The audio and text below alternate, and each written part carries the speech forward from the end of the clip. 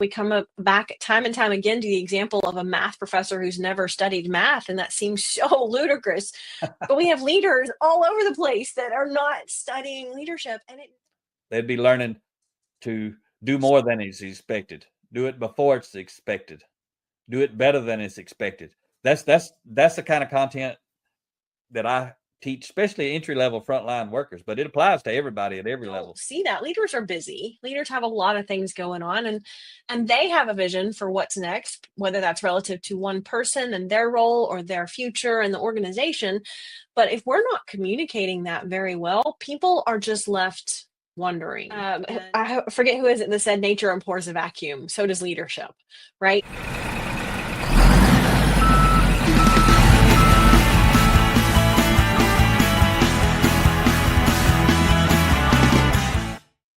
Hello, and thanks for listening to the Blue Collar Leadership Podcast today. So I got Ria back with me today. What's up, Ria? Well, we're just back to talk about leadership again. That's what we like to do. That's what we love to do. We are. We're going to try some new stuff. I don't know how long we'll do it. Probably do it longer if somebody will let us know they like it, or don't like it, if they don't like it, either way.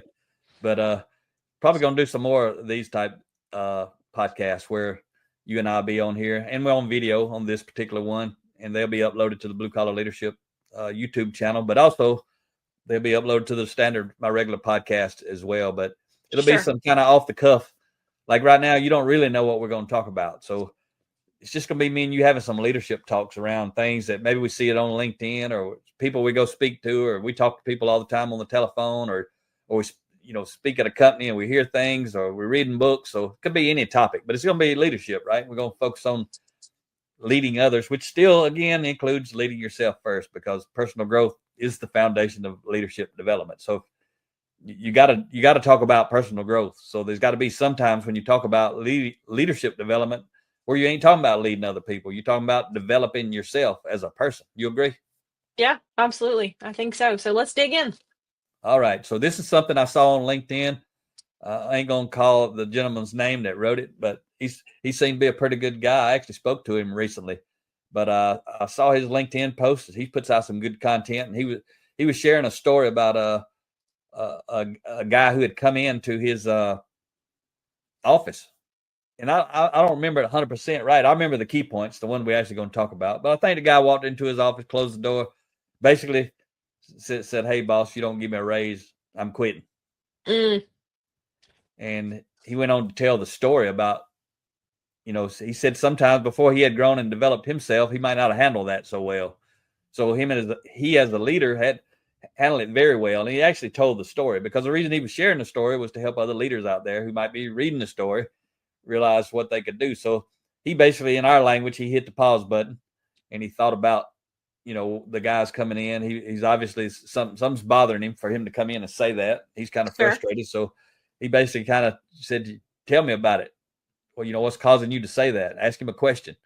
And the guy went on and said, "Well, I'm being trained, or I'm having to train a lot of people." I think he was operating a piece of equipment, and he was basically saying he was being expected to train a lot of other people. So he could operate the equipment. Now he's being expected to train a lot of other people, which the guy who walked in wanted the raise was feeling threatened because he was training a whole lot of competition, right? So he was feeling threatened because the boss is having him to train everybody so they can get rid of him in his mind, all kind of things going on. And so he had to talk with him. And then once the guy felt kind of understood, the leader helped him see it from the leader's frame of reference, which was he valued him more because he's able to train and develop people versus somebody who could just operate the equipment but was not capable of training other people. And he told him the story about his goal was he was trying to grow and develop this person into being a higher level leader by getting him to train other people and seeing how well he did training other people and that sort of stuff. So, but that guy didn't know that, and he wasn't understanding it from that frame of reference. So then, well, I'm curious. Oh, go ahead. So then basically what happened was the leader was just giving him the insight to the leader's vision for why he was doing that. And once all that was discussed and talked about, he was fine.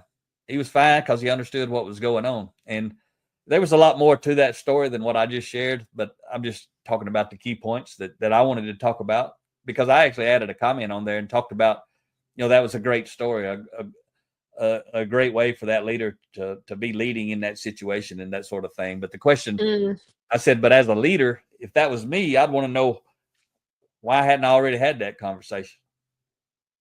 Yeah. Why haven't I told that person already, right? Why haven't I helped them understand that to begin with? Because then I don't know how it ended up, but I could very well see that person going, well, if you value me more because I'm able to do this, this, and this, well, why don't you pay me more? I mean, that's going to be the question out of their mouth because they didn't understand that to begin with. Yeah, there's a lot of things, right? As a leader, I mean, if I'm a lower impact leader, I may not want to have that conversation, because if I have the conversation up front, I'm telling the Then I can person pay already you. that I value them more. I just not paying Right. them more, right? It gets Right. into all kind of stuff going on in the background, right? The other thing is, there's just a lot to talk about around this one story, Ria. And Yeah, it is. go ahead with what do you want to share? Well, I'm just thinking from my perspective because I've been that person early on where I would go, hey, I want to raise or I'm going to find somewhere else, right? What drives that generally isn't money or the lack of money. Now, I mean, sure, everybody wants to make more money, but generally, what drove me to the point of going in there and saying, hey, I want to raise or I'm quit? I don't feel valued. I don't feel valued I don't feel like my contribution is valued to the level feel like it ought to be. And that usually came from a disengaged leader who um, expected more from me than they did from someone else. So there was a lack of accountability across the team. And so because I was value driven, I would, I would come in early, I would take on extra things and I would do more because I valued that. But then I would see a coworker who would sleep on the job. And so I felt like there was not, there wasn't an accountability across the board. Right. And so then I began to feel like, well, I'm not being valued or appreciated or recognized for what I'm doing and for going above and beyond. Right. So that's a leadership malpractice, right? If your team members are having to question, do you value their contribution? That's a red flag that you're missing something as a leader. Yep. Yeah, there's a whole lot in this little story. But the biggest thing, for me, most likely there's probably not a leadership development initiative in place within that organization. Now, the leader who wrote the story did a phenomenal job. The way he handled that situation in the moment, and the way he guided that his employee through Sure. the moment, and then how they left the moment, all that was phenomenal. But again, that moment really shouldn't have happened. That moment, the way it happened and the reason it happened, should never have had to happen. Right? That's Yep. In the lean world. There's nothing so wasteful as doing something efficiently that shouldn't be done at all. Right? And it's kind of that same principle at play right there. Is that the relational aspect of that conversation was handled very well, but the whole thing in itself was very inefficient. The guy wasn't working. He was in the boss's office. The boss wasn't doing whatever he needed to be doing because he's having to talk with the guy who's in his office. And before the guy come in there, he's already been frustrated for a while. So there's been a loss of Sure. productivity and all that He's sort of probably been stuff. talking to other people too. Probably talking to other people, probably bad mouthing outside of the company, bad mouthing the boss because he's telling himself a story. And based on the story I read, the story he was telling himself was not the truth. Some of it was. Sure. Some of it was. Some of it was maybe he felt like he was being valued. I mean, he's training people. He's supposed to be operating a piece of equipment. That's one setup. That's one pay. But then training 4 or 5 people, then that says you got a higher level of worth and value and ability and all that sort of stuff. So there's still a lot going on. I ain't saying the guy's got to get a raise, but I'm saying if the leader would have had that conversation on the front end, that guy wouldn't have been in his office. He'd been 100% clear on the mission. He still may have felt undervalued and not being paid enough, but he wouldn't be thinking he's about to lose his job because he's training a bunch of his competitors. Sure. Like one piece would maybe have been fixed. Yeah. Or the leader could have said, once you demonstrate your ability to build relationships with these folks, to train them, to help them be effective, then we want to move you up. And that's when the raise is going to come. So you got to, and I don't mind that part either, because you got to prove your worth before you ought to get paid. I raised my hand a lot of times and did did the next job without getting any pay. But once I proved I could do the next job, I always got to pay. So Yeah. that's the personal leadership side, right? Yeah, for I got to sure. lead myself well. If you don't pay me, I'm gonna fire you and go find me another boss. But while I'm there, I'm gonna do a phenomenal job. Yeah. And the other thing too, that's the proactive approach as a leader, right? I think a lot of times as leaders, we just forget that not everybody knows where we're going until we tell them. I mean, it's like we know where we're going, and so it would be sort of like we all get in the car and crank the engine and we pull out of the driveway and we head down the road, and I haven't told you where we're going, and you're like, hey, I just want to know where we're going, right? And but a lot of times we don't see that. Leaders are busy. Leaders have a lot of things going on, and they have a vision for what's next, whether that's relative to one person and their role or their future in the organization. But if we're not communicating that very well, people are just left wondering. And I forget who is it that said nature abhors a vacuum. So does leadership, right? In the lack of leadership and the lack of communication, people are going to tell themselves a story because they're going to have one or two pieces of information, not the complete picture. But our brain naturally goes to filling in the blanks. It is just how we're wired as people. And so as leaders, we have to be proactive and saying, I need to do a better job of communicating. Where do I see you? How do I see you contributing? How do I see you rising through the organization in terms of responsibility and rewards, right? And that's not always financial, but certainly that's going to be a piece of the conversation for a lot of people. Yep. In the example that I shared, that leader wasn't literally the business owner, but he could have been. Mm-hmm. But because he wasn't, and I don't know the situation behind that, but I know there's leaders at all different levels. Some leaders can authorize a pay increase, some can't. Even you may be on my team, but I can't give you a raise without approval from up above, right?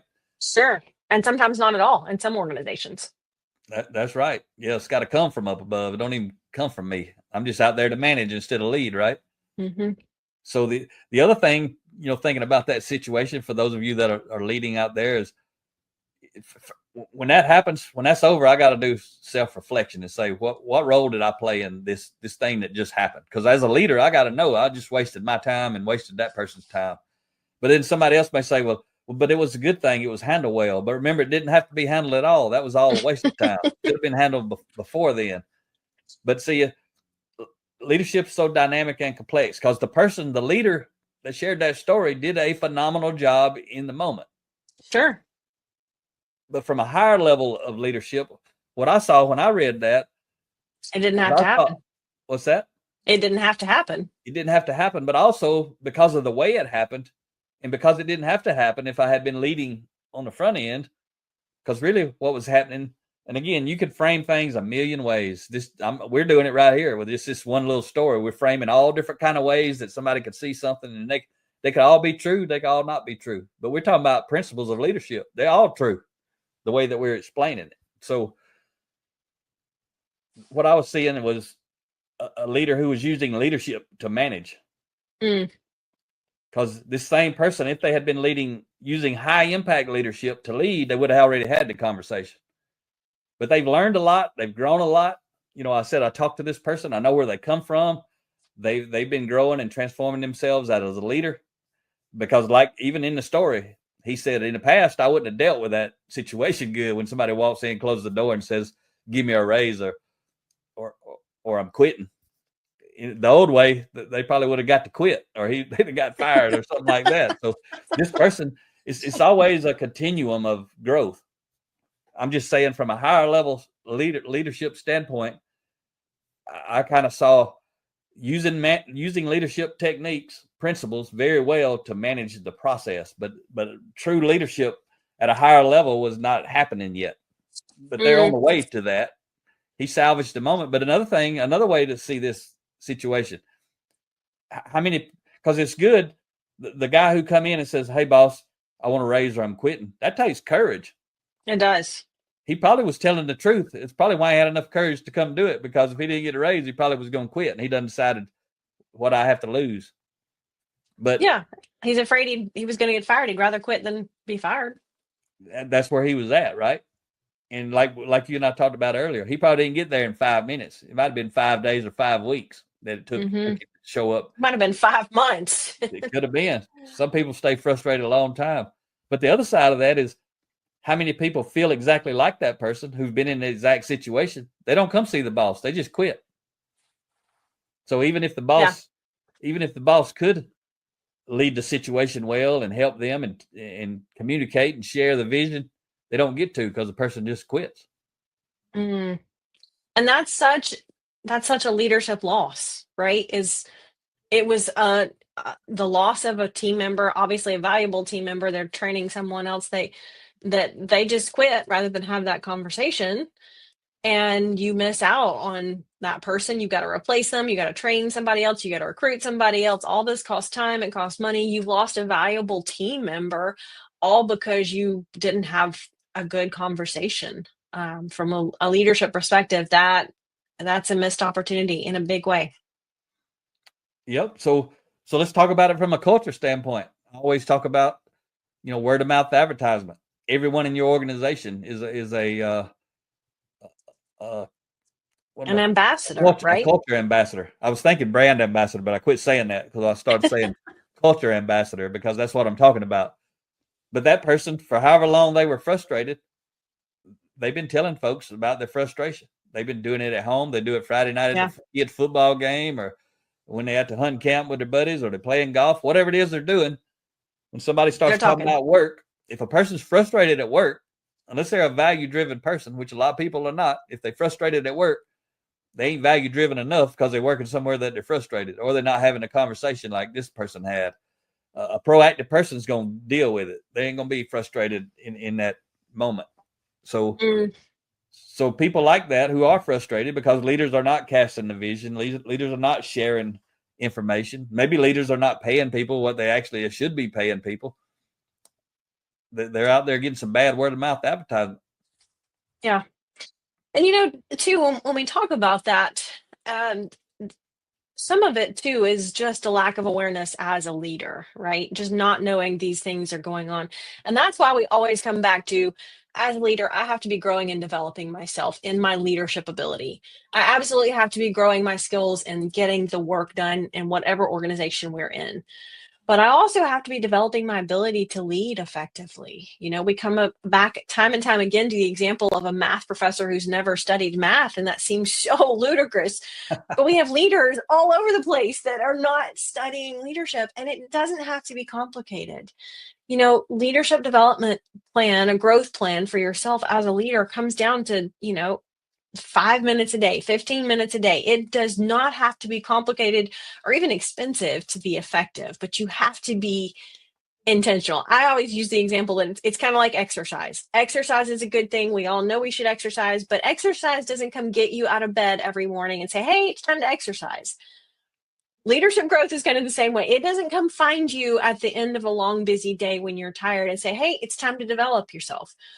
It doesn't come find you before you start that busy day and say, hey, let's do some reflecting and some growth and some awareness before we get into the whirlwind of the day. And it's just that thing when you understand the principle, right? We overestimate the impact of an event. We underestimate the impact of a process. A lot of leaders I know, they go to a leadership conference once a year and they think they're going to grow as a leader from that. And maybe a little growth happens in the moment, but leadership and transformation doesn't happen in one day. It happens every day, just a little bit, right? Just like growing as a person, we don't grow to 6 feet tall overnight. We grow just a little bit every single day, physically. Yep. So I just like to challenge you as you're listening. I don't know if you're a formal authority leader or you're a frontline entry level worker, but no matter what level you're at, you probably report to someone, unless you're the CEO or the business owner. But then you still report to someone. You report to everyone. They may not have the formal authority over you, but you're reporting to customers, you're reporting to board members, that sort of stuff. But as an individual, I've just asked you: are there conversations that you need to have with, let's say, your boss or a coworker or someone who reports to you that you need to have, but you just ain't had it? You kind of on your pause button. You want to have it, but you hadn't had it because maybe you're afraid you'll blow up. You might get bent out of shape, and things might not go the way you plan, so you just don't say anything. If that's you, that just means you need some personal development. So what's stopping you? And I'd say nothing's stopping you because you listen to this podcast. That means you're working on personal growth and development. But to be able to be proactive, whether you're a formal authority leader and you're having a conversation with someone who reports to you, for you to be able to have a good talk with them, and maybe they blow up, maybe you squared away and then they blow up. You can still have that conversation if you can control yourself, and you can fix that situation no matter which side of the desk you're on. You could be the employee or you could be the boss. Whoever's got the most proactive muscles built up in their mind, they're going to be able to be the leader in the situation. And if you got a leadership development program initiative going on in the organization, what you're trying to do is trying to get everybody to be that way. Then you got an entirely different workplace, different culture that you're living in and working in every day. Yeah, and the other thing that gives you is just the acknowledgement.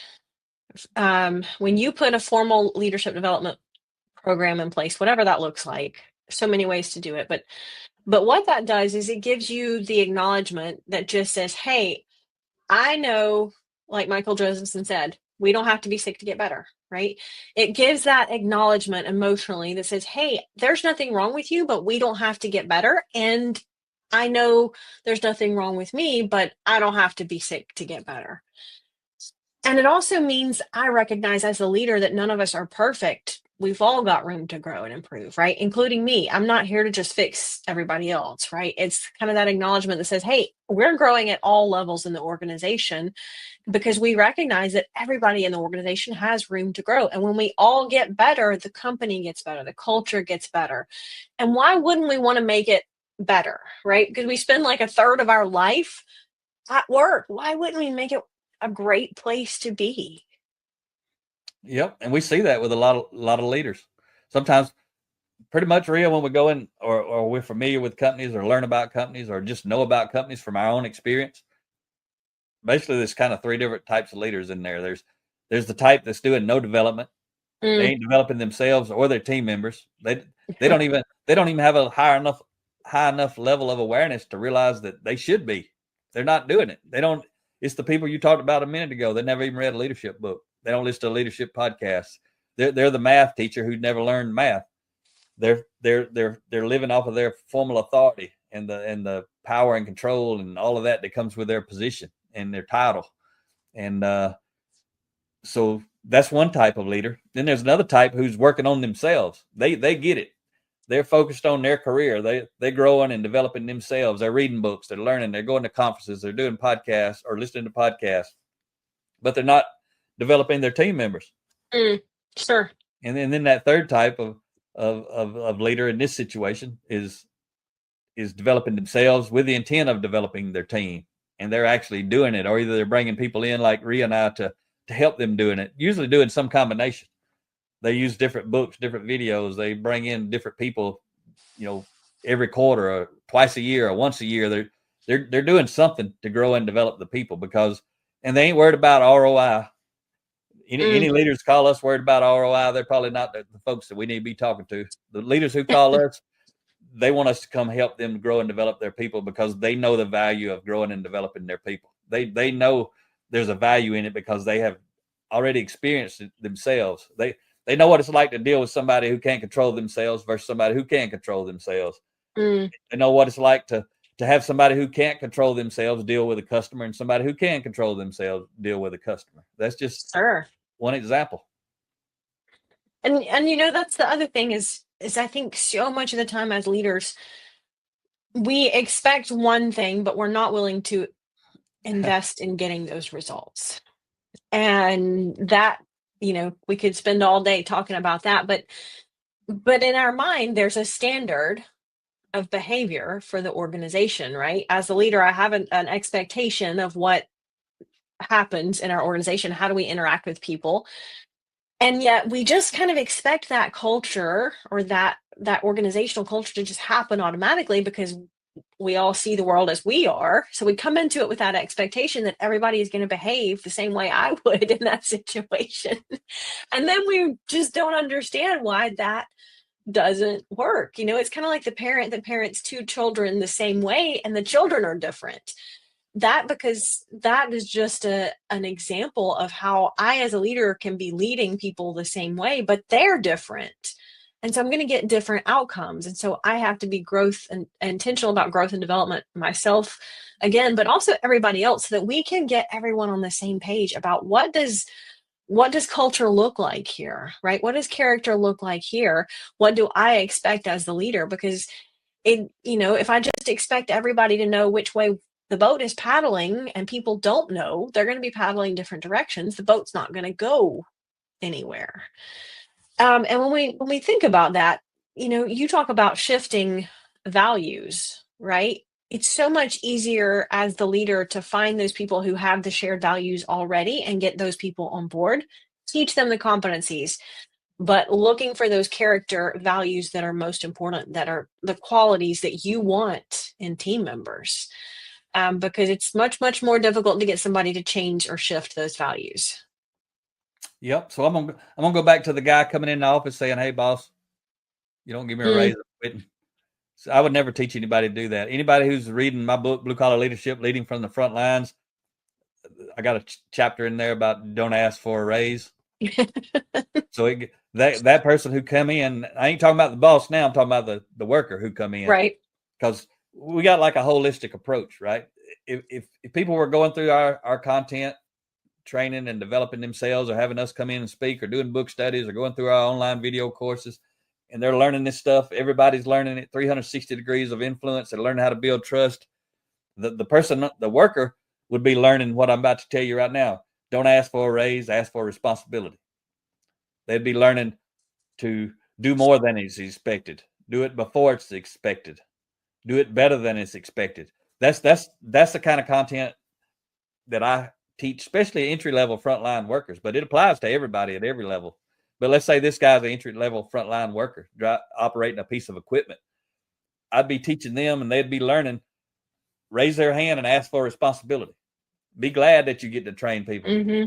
Train all you can train. Learn how to be a trainer. And don't go complaining to the boss. I'd also be teaching the boss a whole lot of other stuff. Sure. We done talked about some of that, but everything we talk about is the other stuff a lot for the boss. But for the worker, the goal would be you learn all you can learn. Raise your hand, learn all you can learn. If you don't get a raise, don't moan, groan, and whine and complain about it. Go fire the boss. Take your experience and yeah. go find you a better boss. But at the same time, see, some bosses ain't gonna like that I just said that. But if they're in a company that we're in, they already know we're teaching that stuff. So the boss knows that I'm teaching the workforce, hey, ask for more responsibility. Go get results, over deliver, over perform, do things sooner, better, and before it's expected. It's expected. Do all that stuff. So the boss knows I'm teaching people, don't come ask for a raise, ask for responsibility and deliver. So the boss knows that. Then the boss knows he needs to be identifying those people who are doing that, who are over delivering, who are high performers, and reward those folks. Mm-hmm. So the bosses, when you're teaching the full dynamics, everything's happening kind of at the same time, but it really don't happen at the same time because people are learning at different levels and different degrees. But I don't recommend go and ask for a raise anyway. No. Do the job, put the experience you get. Like if I was that guy, if I was there and I was working, I ain't gonna bother the boss. I ain't gonna moan, groan, and whine because I ain't a whiner. I'm gonna over deliver. I'm gonna come in and be the best team member you ever had on your team. When I get ready to go, I'm gonna go. But on my resume, it's gonna be saying I trained 5 operators to do so and so. I mean, I got paid to do it. They don't care if I got paid to do it at the next place. They want to know, did I do it? Then you do it. And I got that experience. And that's what I always teach people. Go in there every day, do your job, ask for all the experience you can get, which means raise your hand and accept more responsibility. But at the same time, especially if you're not getting paid what you think you're worth, this is how you deal with it. Tell yourself every day, I can't believe these people are paying me what they're paying me to train myself for whatever's next. That was the mindset I used. I can't believe they're paying me whatever they're paying me an hour or a year to train myself for whatever's next, because that's what I'm doing when I was working somewhere. I'm in there learning and growing and developing myself. I'm going to climb up in this company. I'm going to move out and climb up in another company. I'm leading this organization right here. Just the one I'm growing and building is this one. If you want me to work in your organization, all you got to do is treat me right, pay me right, get rid of the toxic people I got to work with so I don't have to work with toxic people. All this good stuff, Ria. We got all kind of stuff we can talk about if we want to keep going on some more of these little series where me and you join each other. Yeah, lots of stuff to talk about, but that was a great example. Thank you for sharing. So we got a new website redesign. I've been talking about it the last 3-4 weeks. bluecollarleadership.com, folks. Go check it out. There's a speaker button and a training button. As soon as you get to the homepage, whichever, if you need speaking, follow that button. If you need training, follow the other button. There's a page down the training path that'll get you to self-guided, do-it-yourself type training. If you're that kind of go-getter, you don't want to spend a lot of money, you don't want to pay somebody, you want to do it yourself, go check that out. Hope you enjoyed today's podcast. Talk to you next time.